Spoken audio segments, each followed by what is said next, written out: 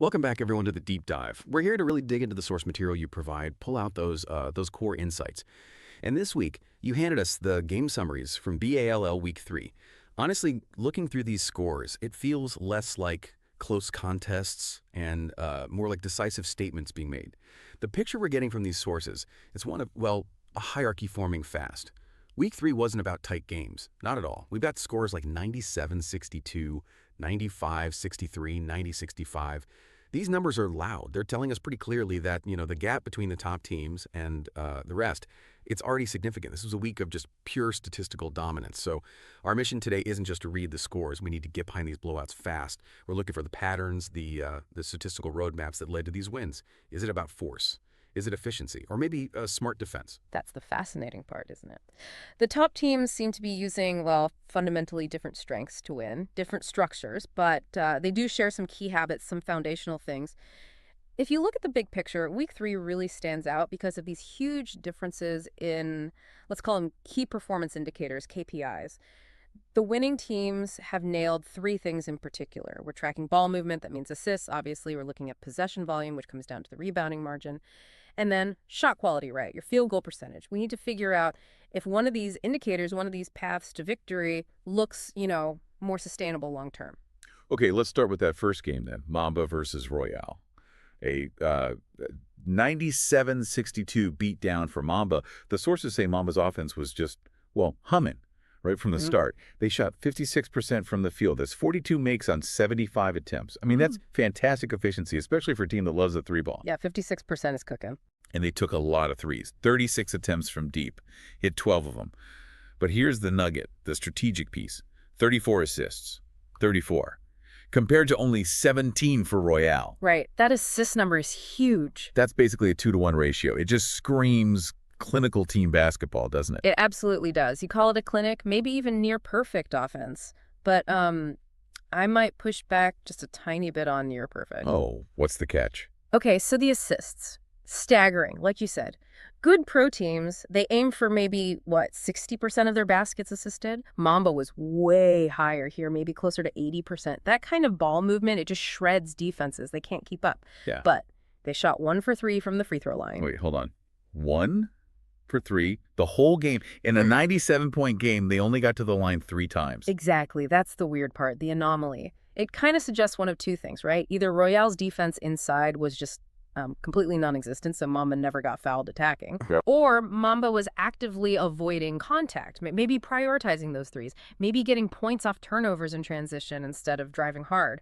That lack of free throws, it's strange. It means their offense, while super efficient from the field, might be built on, let's say, volatility. Interesting. So high efficiency, but maybe a bit fragile if the threes aren't falling or the steals dry up. Could be. Yeah. It's a potential vulnerability opponents might try to exploit later, Force them inside, make them earn it at the line.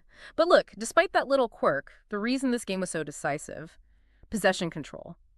Plain and simple. They absolutely crushed Royale on the boards. 45 rebounds to 20. Plus 25 on the glass. That's just devastating. It completely shuts down the opponent. No second chances for Royale, maybe extra chances for Mamba. And then you add the turnover massacre on top of it. Yeah, the turnovers are brutal. Royale gave it up 23 times. 23.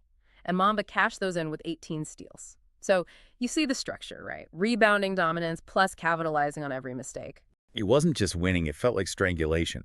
They choked off Royale's offense by turning defense into instant offense and just grabbing every loose ball. That turnover difference, those 18 steals, it tells you Mamba's playing aggressive defense. High risk, maybe, but definitely high reward.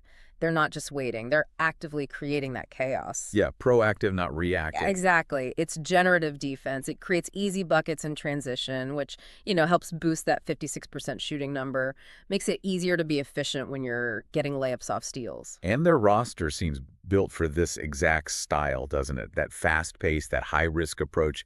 It's like a 4-headed monster attacking you. Totally. Nico Arias, he led the scoring, 24 points. But he's the perfect example of their style, right? Yeah. High volume from 3, took 21 of them, made 8, but also dished out a game-high 12 assists. Arias is interesting because, in the past, people sometimes knocked him for taking maybe too many tough shots. That high volume wasn't always efficient. Right. But now he's combining that volume with truly elite playmaking. 12 assists is serious distribution.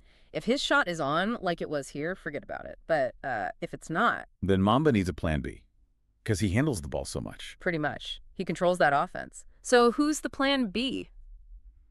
Looks like Jojo Barnado inside. Oh, yeah. Barnado was a force. Almost got a huge double-double, 14 points, 16 rebounds, plus 6 assists himself. Against a team that couldn't rebound, he just provided that steady interior presence. That interior stability is crucial when your guards are flying around taking chances. Barnado cleans up the misses, anchors the paint. And then Michael Tran, he just did everything. 20 points, 6 boards, 5 assists, 4 steals. Just a perfect balanced glue guy. Textbook all-around performance. And the defensive catalyst. Pongar Cars. Team high 8 steals. Plus he added 12 points and 8 assists. 8 steals is wild. It is. And when you have 5 guys contributing, like that scoring, rebounding, passing, defending, that's when a team becomes really dangerous. They've got depth too, right? Jody David, Alan Zabala chipped in. It's a versatile group. Okay, but we have to talk about the other side, the Royale side, because Evan Bolasay. Wow. Yeah, the tragic brilliance, I called it. Bolasay was incredible. A massive bright spot in a dark game for them. 35 points, 35 on amazing efficiency. 13 of 22 shooting, hit 5 threes. That kind of scoring output, you'd think it'd at least keep the game competitive. You would, but this is exactly why we look past the box score heroics sometimes and check the fundamentals. Bolasay's 35 points. It proves individual brilliance is possible, absolutely, but it's, well, strategically almost useless if the team's foundation just crumbles underneath him. So his great game didn't matter because the team couldn't do the basics. Pretty much. The rest of the team couldn't buy a bucket, really. A team field goal percentage was low, 42%. But more importantly, like we said, they got destroyed on the boards, only 20 rebounds total. And they couldn't hold onto the ball those 23 turnovers. So like his efficiency was just swallowed whole by the team's lack of possessions. Exactly. Drowned out. When you give the ball away 23 times, you're just handing the other team points, handing them opportunities. When you can't get a rebound, you give them even more chances. Even with Joel San Diego adding 15 points, which is respectable. It wasn't enough. Not even close. The sheer difference in the number of possessions Mamba had versus Royale made the blowout inevitable. So Mamba looks strong at 2-1. They've established themselves as maybe the league's best team at forcing turnovers. Royale, though, Yeah. they dropped to 0-3. They desperately need to figure out how to support Bolasay, turn his scoring into actual team success. Otherwise, yeah, it could be a long season. Okay, let's shift to the second game. Raptors 2.0 against the Grizzlies, and here we see another dominant win, 95-63. Raptors 2.0 stay perfect, 3-0. And if Mamba won through turnovers and efficiency, Raptors 2.0 seems to have won through just sheer brute force. Brute force is a good way to put it. Specifically, physical control on the glass.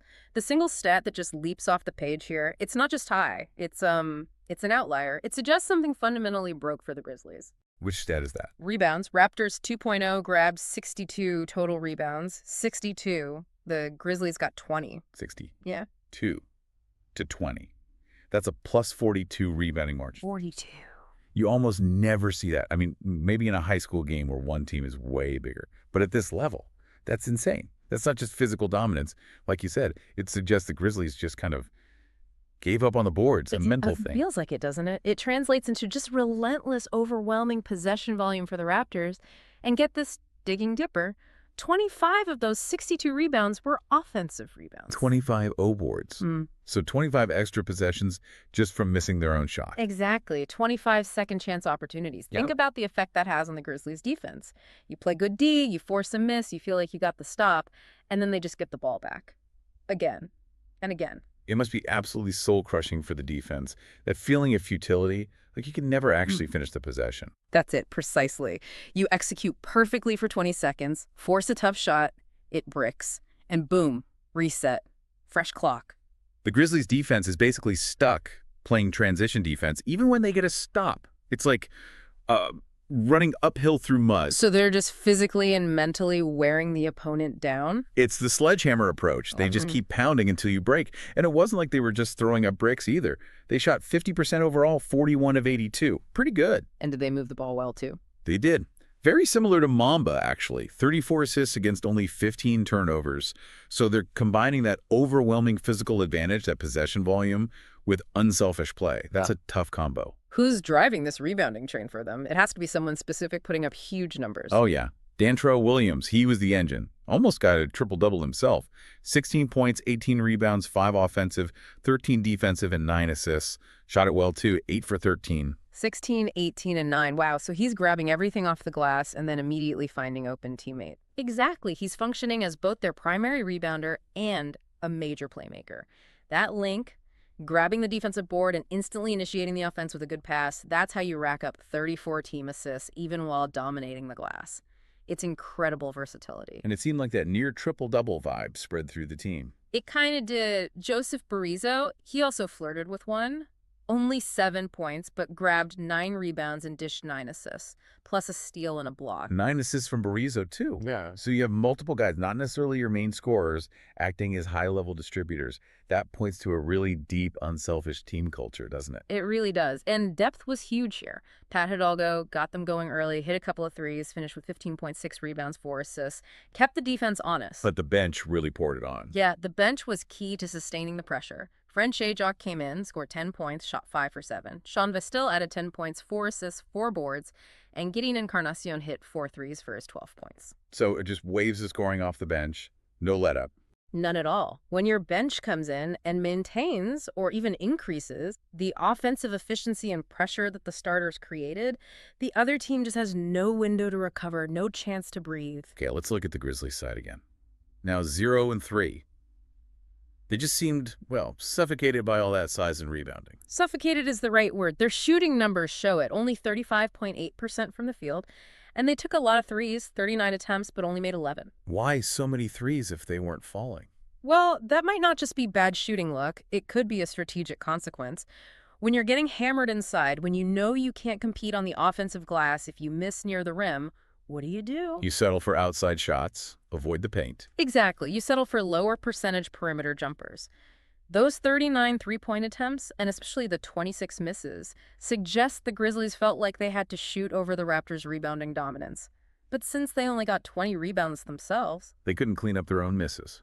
Right. It becomes this vicious cycle. Their offensive strategy settling for threes actually plays right into the Raptors' biggest strength, which is controlling the defensive glass. So even though Stephon Rex and Juwan Rex both scored 16 points, which shows some fight. Yeah, they competed individually, showed effort.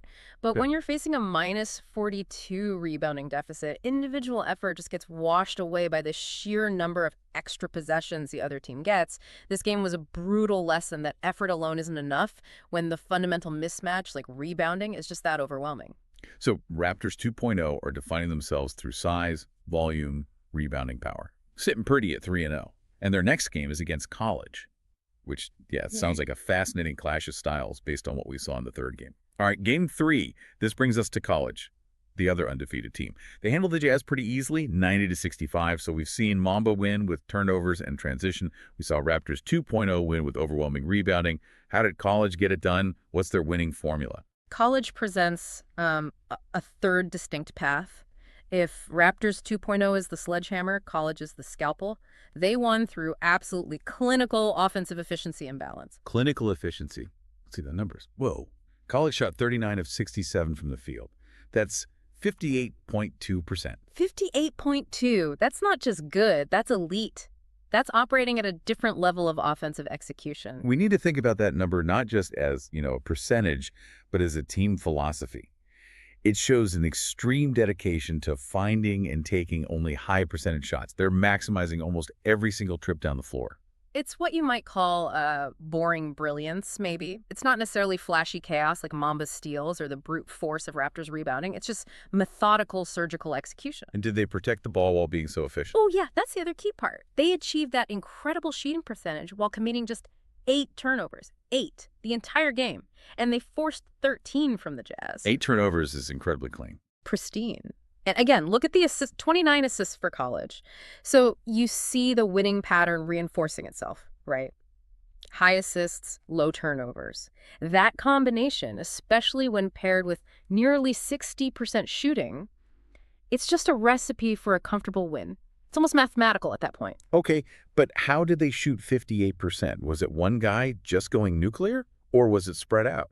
That's the scary part about college. It was perfectly balanced. They had 3 different players score 20 or more points, and all 3 did it on incredibly high efficiency. That makes them almost impossible to defend strategically. Because you can't just focus your defense on stopping one guy. Exactly. Who do you double team? If you try to take away Armin Brown, who led them with 23 points on a very efficient 9 for 13 shooting, by the way, plus 7 assists and 6 boards, you're leaving someone else wide open. And that someone else is probably also scoring efficiently. Yep. Robert Sarmiento, he had 20 points, also on 9 for 13 shooting, grabbed 10 rebounds for a double-double, and here's the absolutely crucial detail, the stat that jumps out. What's that? 0 turnovers for Sarmiento. Wow. 20 points, 10 rebounds, and 0 turnovers. Think about what that means. He didn't just score efficiently, he maximized the value of every possession he was involved in.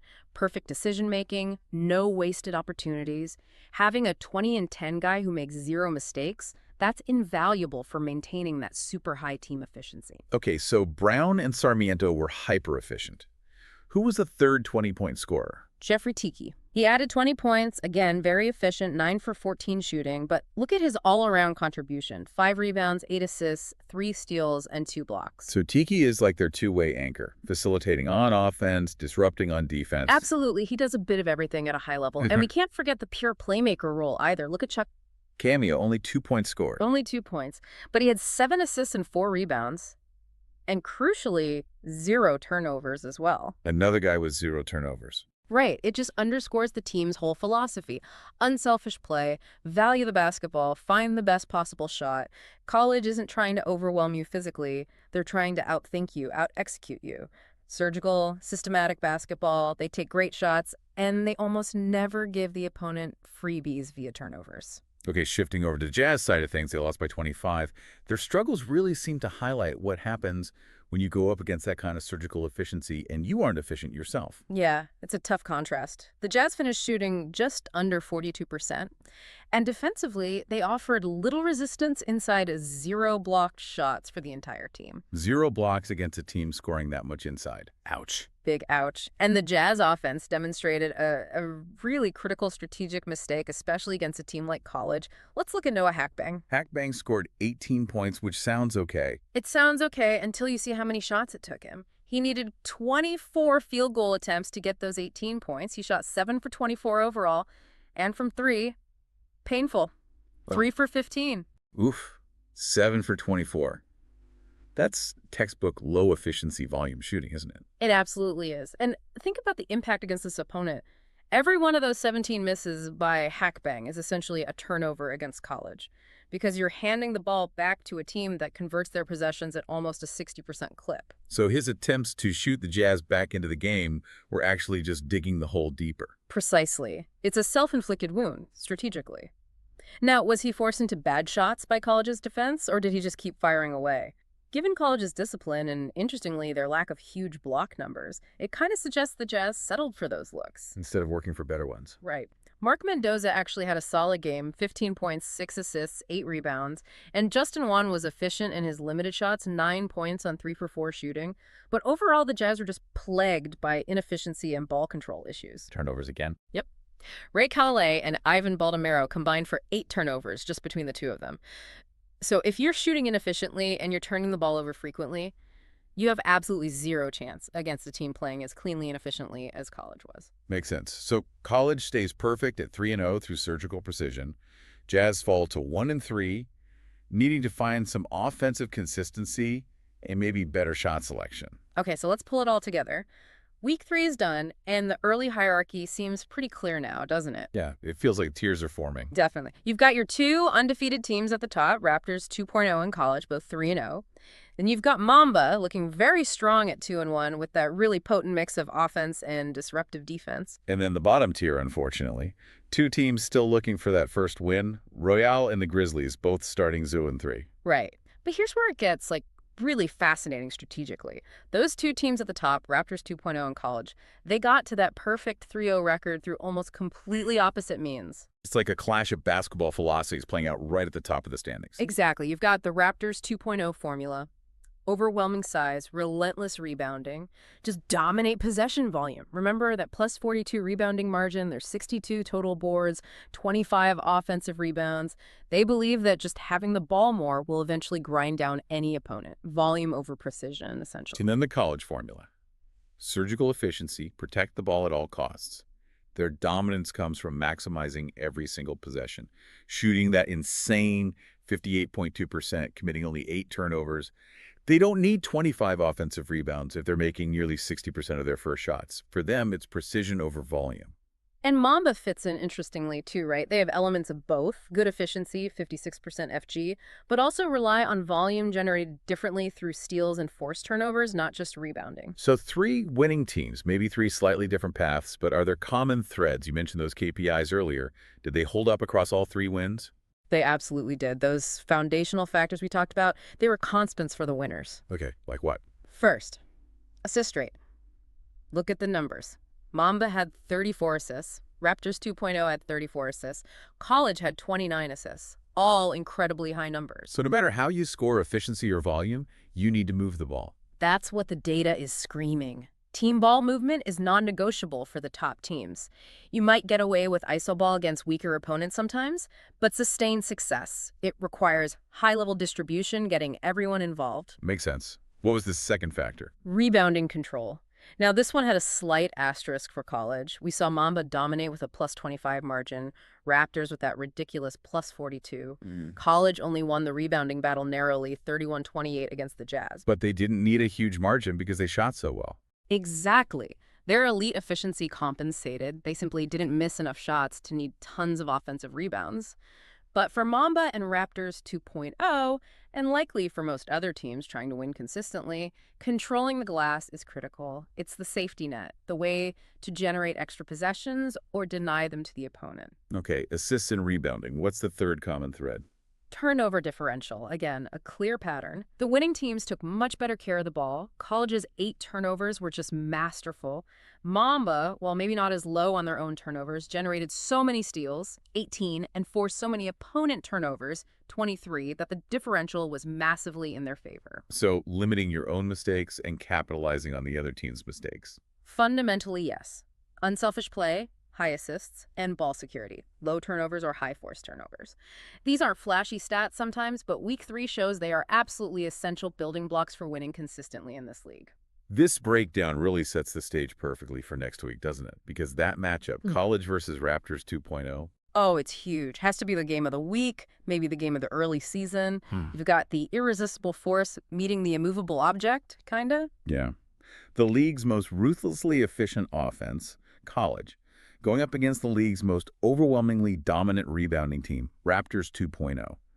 It's a pure clash of styles, 3-0 versus 3-0. It really is. Which philosophy holds up when tested against the other extreme? We're going to learn a lot about both teams. And there's drama at the bottom too, right? The battle for the first win. Yep, Royale heads to Memphis to play the Grizzlies, both 0-3. Someone's got to get off the schneid. That game is interesting in its own way. How so? Well, you have Royale with a superstar scorer in B.A.L.L, but 0 team efficiency or fundamental so far. And you have the Grizzlies, who showed some individual scoring punch but got completely obliterated on the boards. Which weakness gets addressed first? Does Royale find some team defense and rebounding? Do the Grizzlies figure out how to keep opponents off the glass? It'll tell us which of those struggling teams maybe has a better foundation to build on. Hashtag tech outro. So we've really torn through these Week 3 games. We've seen the scores, dug into the stats, looked at the winning formulas. I think the big takeaway for you, the listener, has got to be this. Individual brilliance. Like B.A.L.L's 35 points. It's exciting, sure, but it gets completely wiped out if your team can't handle the basics, rebounding, taking care of the ball. Absolutely. Team play, Yeah. the stuff measured by assists, by controlling possessions through rebounds and low turnovers. That seems to be the real currency of success in the B.A.L.L right now. And that brings us right to the final thought we want to leave you with. It connects directly back to that monster matchup coming up between College and Raptors 2.0. The battle of philosophies. Exactly. We've seen 2 different dominant ways to get to 3-0. College, maximize every single possession with surgical efficiency. Raptors 2.0, overwhelm the opponent with sheer volume, get more possessions through rebounding force. So here's the question for you to chew on as we look ahead to week 4. Which strategic advantage, when pitted directly against the other, will prove more sustainable? Is it the rebounding volume, the ability to just keep getting chances, or is it the shooting efficiency, the ability to make the most out of fewer chances? Efficiency versus volume. Scalpel versus sledgehammer. Which one wins head-to-head? The answer to that could really define the whole trajectory of the season, couldn't it? It might tell us what the ultimate championship formula looks like in this league this year. Definitely something to think about.